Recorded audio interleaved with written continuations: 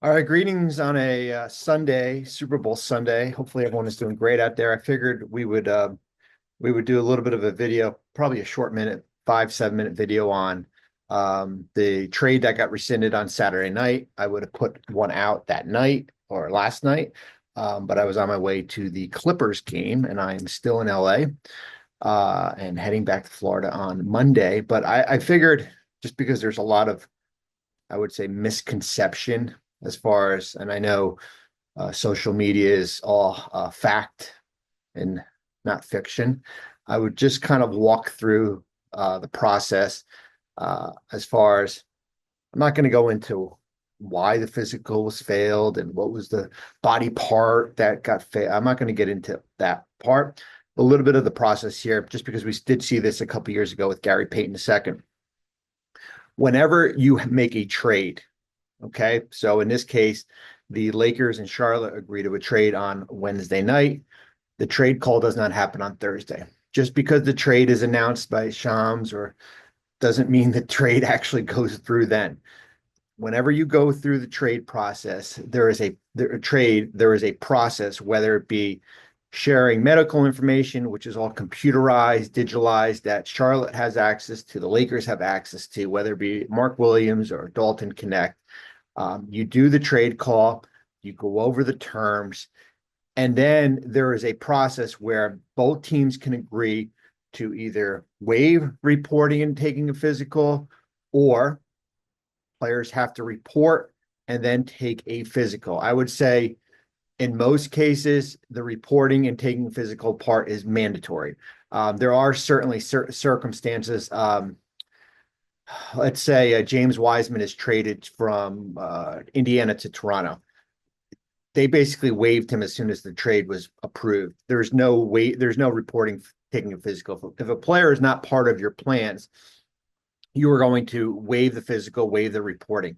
In this part, because we did see the trade memo that came through Friday night, Connect and Williams were mandated to report and pass a physical. That was the conditions of the trade as far as what we put out on Saturday night. When the trade goes through, once the deadline passes, there is no way to go back and amend the trade. I think people were saying, wait a minute, Caleb Martin, Quentin Grimes trade. That trade happened on the 4th. They were able to amend it on the 6th, right before the deadline, where Dallas got a second round pick from Philadelphia as part of that. Once the trade deadline passed, you basically have two choices. You can either rescind the trade, which the Lakers did, or you allow this trade to go through, and hopefully you cross your fingers and whatever medical concerns you have doesn't play out towards the future here. It is rare, I would say. I would say it's extremely, extremely rare that, especially for a player who has been playing, um, to have a trade rescinded. If you look at Mark Williams' game log, minutes played, you know, 30 minutes. And I know there was the durability questions that we've talked about as far as I think he's played 40% of his games since he's come into the NBA.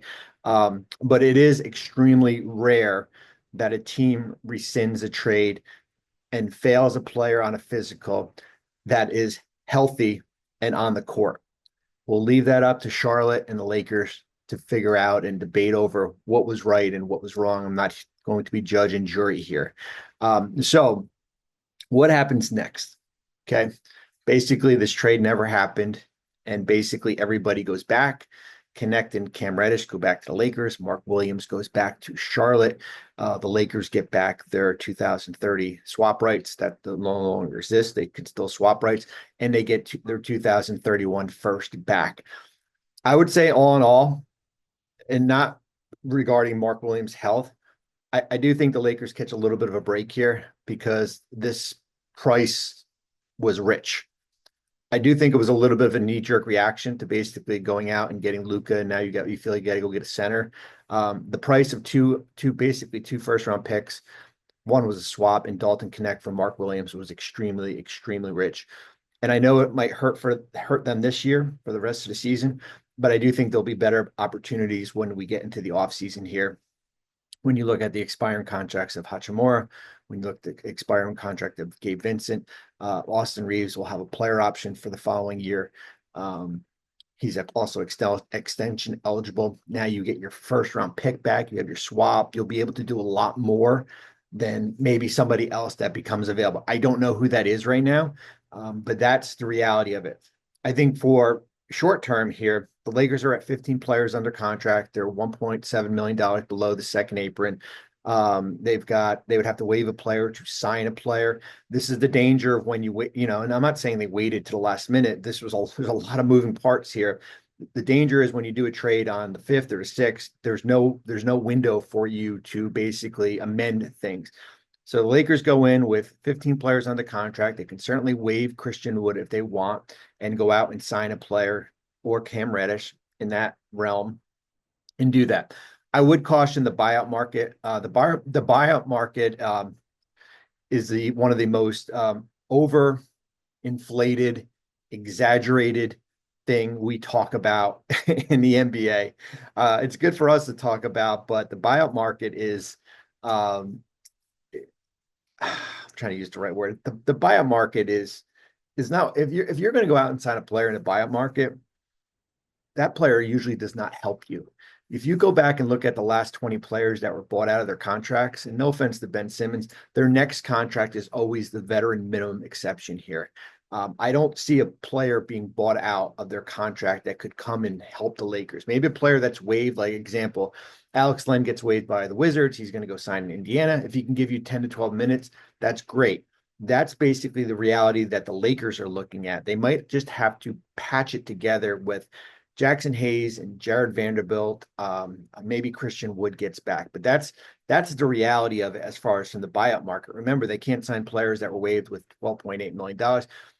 You talk to a lot of agents. The buyout market is a tease because the one thing you do not want to give up if you're a player and you're thinking about a buyout is bird rights. Bird rights is extremely valuable. Even the case like Ben Simmons, where maybe you can do a sign and trade in the offseason. Once you lose those bird rights, it basically is open season. And as I said, the history of players bought out is not strong at all as far as what their next contract is. As for Charlotte, Mark Williams comes back. I'm interested to see him play. I feel awful for the kid. I really do, especially for a player that's extension eligible this summer. I don't think people should look like him as damaged goods. I would say this. Everybody has a different perspective. If he would have done a physical with 28 other teams, would he have passed with 28 other teams? Perhaps. Would he have passed with Charlotte? Probably. He goes back to Charlotte. They signed Moussa Diabate they converted him to his two-way contract to a 3-year deal, and life moves on. But as we said, extremely rare condition. Connect and Reddish back to the Lakers. They get their picks back. Mark Williams goes back to Charlotte. Just kind of wanted to give you a little bit of the philosophy as far as what goes through the trade. Talk soon. Wanna try to post at what I look like. Jimmy with the heat, I'm on fire. It's NBA over here.